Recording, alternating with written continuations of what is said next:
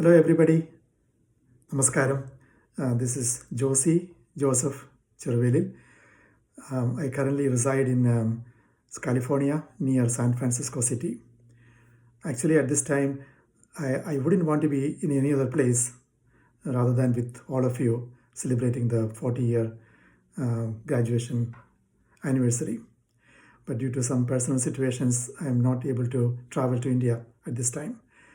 But I am with you in spirit, eagerly following all the events there, getting the updates from the WhatsApp groups and so on and all that. I'm really missing it. പക്ഷേ നമ്മൾ ഇപ്പോൾ പാസ്സായിട്ട് 40 വർഷം കഴിഞ്ഞു. അത് കഴിഞ്ഞിട്ട് ലോകത്തിൻ്റെ പല സ്ഥലങ്ങളിലും നമ്മൾ ജോലിക്കായിട്ടും മറ്റ് പലതിനൊക്കെ ട്രാവൽ ചെയ്ത് ഫോളോ ഡിഫറെൻറ്റ് പാത്ത്സ്.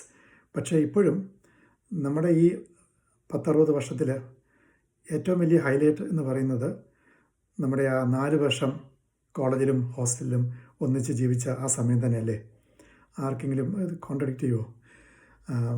ശരിക്കും പറയുകയാണെങ്കിൽ നമ്മൾ CET-കാരുമായിട്ട് ലോകത്തിൻ്റെ ഏത് ഭാഗത്തും നമ്മൾ ഒത്തുകൂടുമ്പോഴത്തേക്കും ഒരു പ്രത്യേക ആവേശവും സന്തോഷവുമാണ് നമുക്ക് കിട്ടുന്നത്.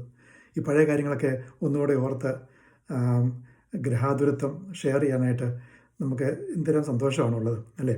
നമ്മൾ കൂടുമ്പോഴൊക്കെ ഈ നമ്മുടെ ആ സമയത്തെ കാര്യങ്ങളൊക്കെ പറയാറുണ്ട്.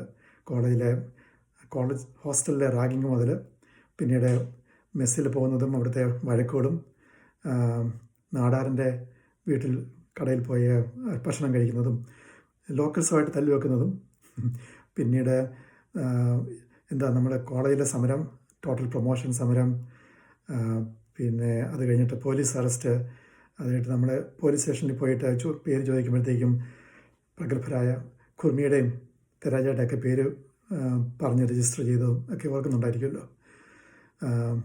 83-ലെ ക്രിക്കറ്റ് വേൾഡ് കപ്പ് നമ്മളോടുള്ളപ്പോഴത്തേക്കുള്ള വലിയ സംഭവമായിരുന്നു.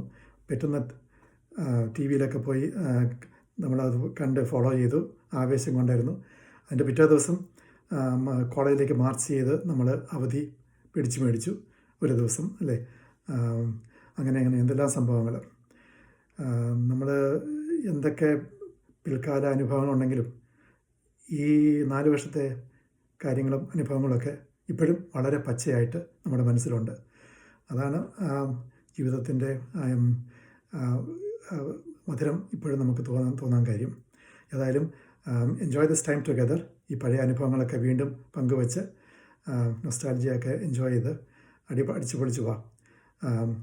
This time I could not join. I am really missing it. പക്ഷേ will get together again. 50 year സെലിബ്രേഷന് നമുക്ക് ഇനിയും ഒന്നുകൂടി ഒന്നിക്കാം. Okay, by.